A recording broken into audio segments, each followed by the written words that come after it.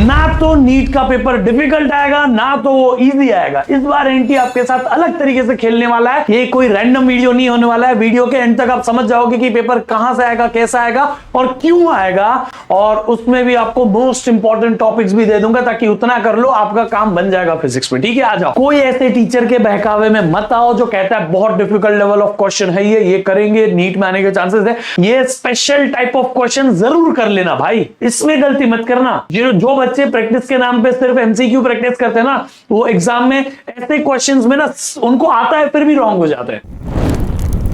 बहुत सारे ज्ञानी पंडितों ने इस बार प्रेडिक्शन किया है कि नीट 2026 का पेपर ऐसा आएगा। कोई बोलता है डिफिकल्ट आएगा, कोई बोलता है डिफिकल्ट आएगा। सारे लोग दो खेमे में बट चुके हैं, आसान और मुश्किल में। ठीक है, लेकिन इस बार ना तो नीट का पेपर डिफिकल्ट आएगा ना तो वो इजी आएगा। इस बार एनटीए आपके साथ अलग तरीके से खेलने वाला है और वो आपको समझना है तो थोड़े घटनाक्रम समझने पड़ते हैं। इसीलिए मैं आपके साथ डेटा से बात करूंगा, कोई गेस वर्क के साथ बात नहीं करूंगा। ठीक है, ये कोई रैंडम वीडियो नहीं होने वाला है। वीडियो के एंड तक आप समझ जाओगे कि पेपर कहां से आएगा, कैसा आएगा और क्यों आएगा, और उसमें भी आपको मोस्ट इंपॉर्टेंट टॉपिक्स भी दे दूंगा ताकि उतना कर लो आपका काम बन जाएगा फिजिक्स में। ठीक है, आ जाओ। तो सबसे पहले चलते हैं 2024। कौन भूल सकता है 2024 की कंट्रोवर्सी भाई। इतना आसान पेपर बना दिया, इतने सारे टॉपर्स बना दिए कि नीट का रिजल्ट आने के बाद में सुप्रीम कोर्ट, गवर्नमेंट सबको घुसना पड़ा। इतना कियोस क्रिएट हो गया, पेपर लीक हुए। एनटीए ने क्या बोला लास्ट में पता है? हमारा कोई बड़े स्केल पे पेपर लीक नहीं हुआ था और पेपर काफी इजी था और एजुकेशन इतना ऑनलाइन एक्सेसिबल हो गया, इसलिए आपका स्कोर इतना बढ़ गया। फिर ठीक है, अगर आपने बोल दिया पेपर आसान था तो अगली बार आपको पेपर डिफिकल्ट करना पड़ेगा, और उन्होंने उसका सबसे पहला झटका दे दिया था 25 जनवरी को। 25 जनवरी को नोटिफिकेशन रिलीज की और पेपर पैटर्न चेंज कर दिया। उन्होंने बोला कोविड में ना हमने बच्चों को 5 ऑप्शनल क्वेश्चन देने का प्रॉमिस किया, फिर कोविड चला गया, हम भूल गए उसको नॉर्मलाइज करना। अब हम 50 क्वेश्चन पर सब्जेक्ट जो देते थे उसमें से 5 क्वेश्चन हटा के 45 क्वेश्चन पर सब्जेक्ट देंगे, ये हमें करना है। ठीक है, तो ये बात हुई। फिर 2025 की एग्जाम होती है और 2025 की एग्जाम में toughest paper in the history of NEET पूछा जाता है। ठीक है, नीट की हिस्ट्री का फिजिक्स सबसे टफेस्ट था इस साल में, और ये पेपर के बाद में वापस पैनिक फैला। बच्चे लिटरली रो रो के बाहर आ रहे थे कि भाई पेपर डिफिकल्ट है, हमसे नहीं हुआ, इतना लेंथी पेपर है। केमिस्ट्री और बायो भी लेंथी हो गया था एक तरीके से। तो ये सारी एनालिसिस को देखते हुए लिटरली आप कह सकते हो कि एनटीए खुद ही अपने पैर पे कुल्हाड़ी मार चुका और नीट के पेपर को जेई के लेवल तक उन्होंने पहुंचा दिया। अब इसके बाद में भी बैकलैश आने के बाद एनटीए का खुद का एक क्लैरिफिकेशन आया, यानी हाँ, अब यहां पे एनटीए का खुद का एक क्लैरिफिकेशन आया कि हम 2026 में पेपर का लेवल थोड़ा सा डाउन कर देंगे क्योंकि हमें लगता है हमने थोड़ा ज्यादा कर दिया इस बार। दूसरा, थोड़े समय बाद में धर्मेंद्र प्रधान जी, हमारे एजुकेशन मिनिस्टर, उनका भी एक स्टेटमेंट आता है कि हम सीबीएसई और एनसीईआरटी के अकॉर्डेंस के अंदर लेके आएंगे नीट और जेईई का लेवल। अब यहां पे बहुत सारे टीचरों ने उसको गलत तरीके से समझ के पूरा न्यूज बना दिया था यूट्यूब पे। देखना, उन लोगों ने क्या बताया कि पेपर इजी बन जाएगा, इस बार पेपर आसान बन जाएगा, सीबीएसई के लेवल पे आ जाएगा। अरे सीबीएसई खुद पिछले 2 साल से लेवल ऊपर करते जा रहा है क्वेश्चन पेपर का। वो रट्टा मारने वाले क्वेश्चन बंद कर रहा है, कॉम्पिटेंसी बेस्ड क्वेश्चन घुसा रहा है, और ऐसे माहौल में सीबीएसई खुद अपना स्तर ऊपर कर रहा है, तो कैसे नीट अपना स्तर नीचे कर सकता है भाई? आप नीट का पेपर देखो, आप सीबीएसई क्लास 12 के फिजिक्स का पेपर देखो, डिफिकल्टी लेवल में ज्यादा अंतर नहीं बचा है। ठीक है, आप इस चीज को ध्यान में रखते हुए 2026 के लिए समझो कि एनटीए क्या डिलेमा में होगा। क्या 2024 जैसा आसान पेपर बना ले ताकि हाई कट ऑफ आए? एग्जाम का ना क्या होता है, एग्जाम की गरिमा खराब होती है इसमें। क्या 2025 जैसा टफ पेपर बना दे कि NEET becomes one of the most difficult exam in the universe, ऐसा बना दे?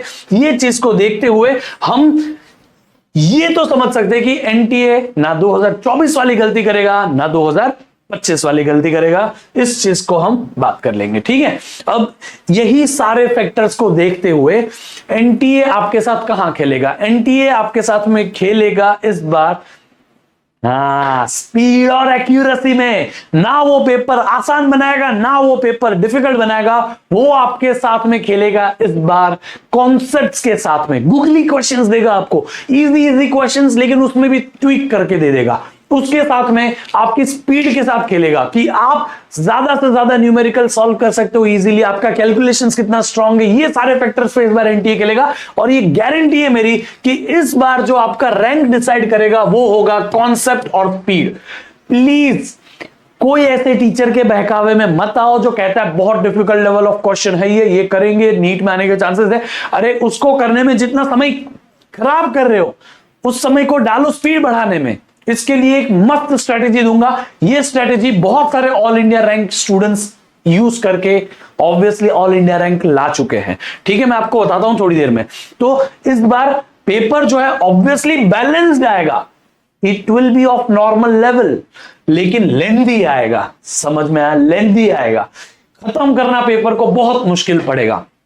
तो इस बार फिजिक्स में आपको कॉन्सेप्चुअल क्वेश्चंस तो मिलेंगे, बहुत कम ऐसे क्वेश्चंस मिलेंगे जो डिफिकल्ट हो। ऑब्वियसली पेपर में डिफिकल्ट क्वेश्चन रखने पड़ते हैं। एवरी टाइम जब पेपर बनता है तो पेपर रैंडम क्वेश्चंस को मिक्स करके नहीं बनाया जाता है भाई। पेपर में डिसाइड होता है कि इतना परसेंट इजी होगा, इतना परसेंट मुश्किल होगा, इतना परसेंट डिफिकल्ट होगा, इतना परसेंट कॉन्सेप्चुअल, इतना परसेंट थ्योरी, इतना न्यूमेरिकल, इतना एप्लीकेशन बेस्ड, ये सब डिसाइडेड होता है, इतना एक्सपेरिमेंटल नॉलेज बेस्ड, ये सब डिसाइड करने के बाद पेपर सेट होता है। समझ में आया?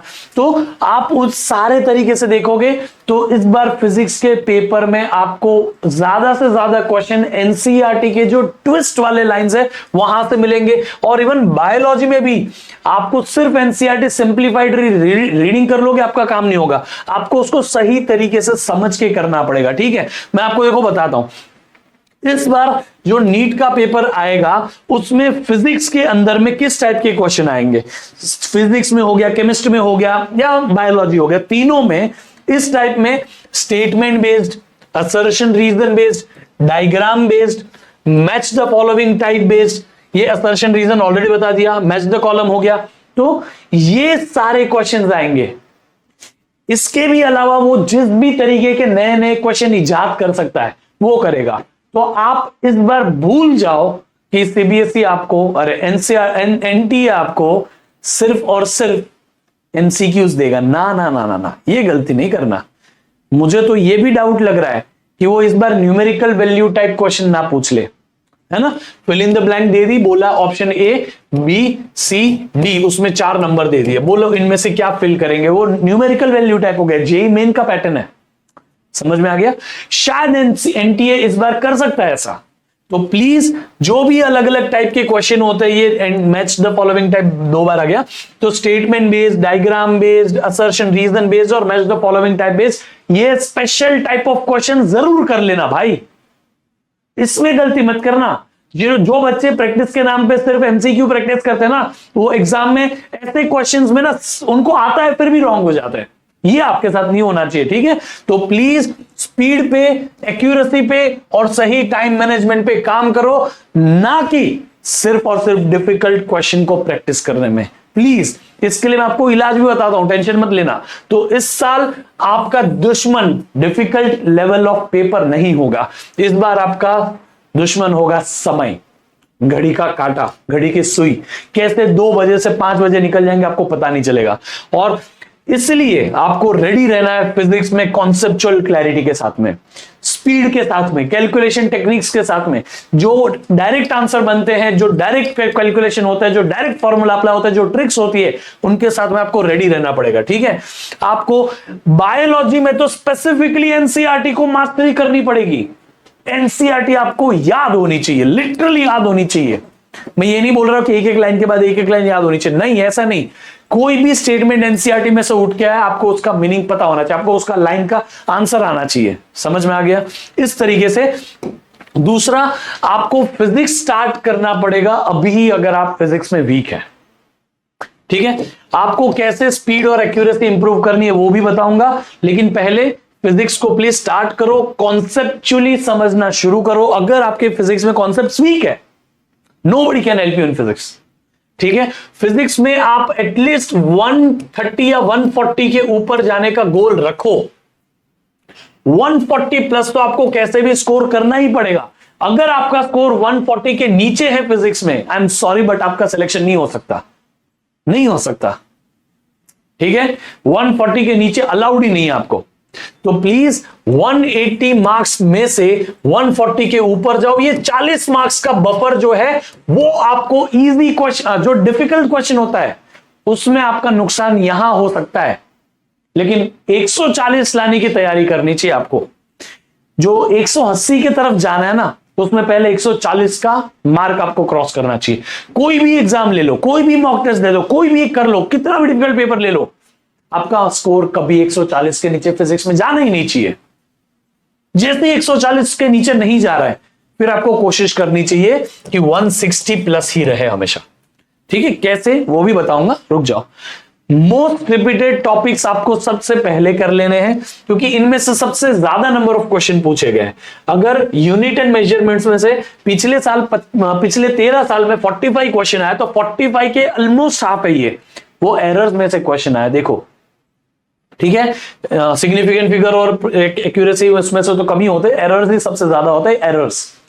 फिर motion in a straight line में सबसे ज्यादा क्वेश्चन अगर आए, देखो motion in a straight line में कितने क्वेश्चन आए, 24। Motion in a straight line, motion in a plane, ये मिला के एक काइनेमेटिक्स का यूनिट बनता है। तो सिर्फ motion in a straight line में से 24 आए, उसमें से काइनेमेटिकल इक्वेशन बेस्ड 12 है, और आप देखो मोशन इन अ प्लेन में 27। ठीक है, पिछले 13 साल में 27 क्वेश्चन आए। 27 क्वेश्चन में से सबसे हाईएस्ट क्वेश्चन प्रोजेक्टाइल मोशन में से पूछे गए, और सेकंड हाईएस्ट है यूनिफॉर्म सर्कुलर मोशन में से। दोनों इजी है, लेकिन पता है बच्चे कहां मिस्टेक करते हैं, बच्चे गलती करते गलत जगह पे समय देने में। आपको ये गलती नहीं करनी, इसीलिए ये लिस्ट दे रहा हूं। रिलेटिव वेलोसिटी इन 2 डायमेंशन इतना क्रिटिकल हो जाता है बच्चों के लिए, रिलेटिव मोशन पढ़ना, और यहां उनका समय चला जाता है। 3 क्वेश्चन आए पिछले 13 साल में। ये देखो, यहां मोशन इन 1D में से भी रिलेटिव वेलोसिटी में सिर्फ 2 सवाल आया है पिछले 13 साल में।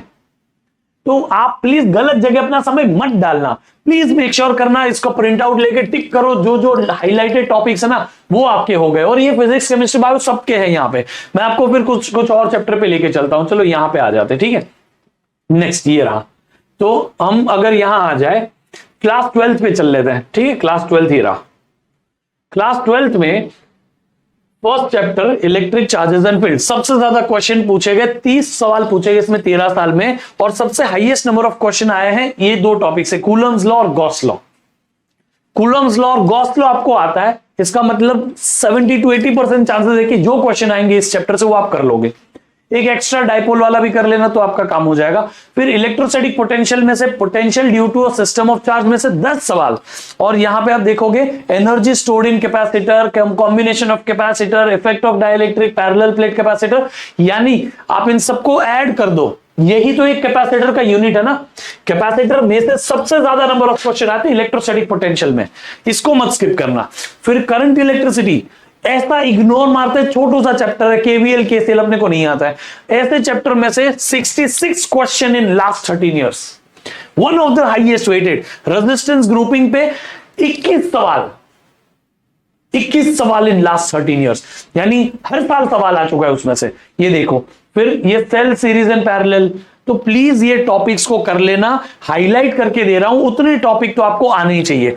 एक बात ना मैं आपको बता देता हूं, अगर आपका फिजिक्स वीक है, सिर्फ हाईलाइटेड टॉपिक एक बार अच्छे से प्रिपेयर कर लो, फिर मॉक टेस्ट देके देखो, ये मेरी गारंटी है कि 140 के आसपास आपके आ जाएंगे, सिर्फ इन्हीं में से, ठीक है। फिर आप मेरे से बात करना कि सर अभी भी हमारी प्रॉब्लम हो रही है।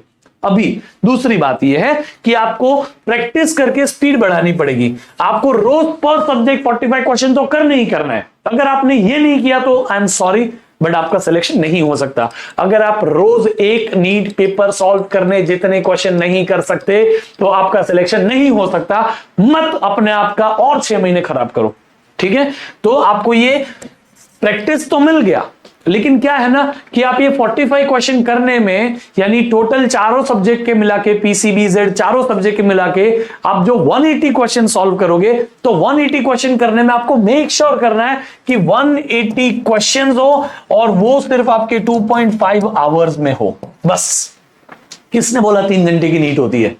एक बार एग्जाम में बैठो, एग्जाम हॉल में जाके बैठो। अगर आप रिपीटर हो, आप समझ पा रहे होंगे। एग्जाम हॉल में अननेसेसरी टाइम वेस्ट होता है, कहीं बिजली चली जाती है तो कहीं ओएमआर फिलिंग में टाइम लगता है, ये सब टाइम जाता है लिटरली आपका अटेंडेंस में, वो ऊपर आपका रोल नंबर में, एप्लीकेशन में, ये सब में टाइम जाता है और आप स्ट्रेस में कब समय चला जाएगा पता नहीं चलेगा। इसीलिए 180 क्वेश्चन जब तक 2.5 घंटे में नहीं होते तब तक आप नीट के लिए तैयार नहीं हो। अब बोलोगे सर नीट ही नहीं देंगे, ऐसे तैयार नहीं होंगे, तो इसके लिए आपको आज से, एक्चुअली मैं ये मानता हूं कि दिसंबर 1 तारीख से रोज एक मॉक टेस्ट आपको देनी है। मॉक टेस्ट देते देते प्रैक्टिस करना है। जो मैं कह रहा हूं ना 180 क्वेश्चन, रोज एक पेपर दो, एज अ टेस्ट प्रैक्टिस करो उसको, एज अ टेस्ट उस पेपर को सॉल्व करो, फिर पता करो कौन से टाइप के क्वेश्चन नहीं है, कौन से टॉपिक के नहीं है, क्या नहीं है, फिर उन टॉपिक को प्रिपेयर करो। कल की एग्जाम के लिए आ जाएंगे मार्क्स, उन टॉपिक्स में से आपको कल की एग्जाम में मार्क्स आ जाएंगे। फिर वापस पता करो कौन से टॉपिक्स में से नहीं आए, कौन से क्वेश्चन डिफिकल्ट पड़े, क्या मिस्टेक हुई क्या नहीं, फिर उसको इंप्रूवाइज करो उस दिन को और वापस अगले दिन टेस्ट दो। ऐसे कर करके टेस्ट दे के अपन रेडी हो जाएंगे। तो नीट के पहले अगर आप 100 बार नीट नहीं दोगे, कोई गवर्नमेंट कॉलेज आपके लिए खुला नहीं है फिर, ठीक है। प्लीज प्रिपेयर करो। ये कुछ भी हेल्प लगता है बताओ, I am available in the comment box. मैंने ऑलरेडी सुपर शॉट डाल दिए है क्लास 11th के, प्लीज उसको देखो। We are bringing a live class series very soon. कोई भी हेल्प चाहिए बताओ, आपको क्या लगता है पेपर का लेवल आपके हिसाब से कैसा बनना चाहिए बताओ, ताकि let's understand everyone. Bye bye, see you, take care. Doctor लगाओ अपने नाम के आगे भाई जल्दी।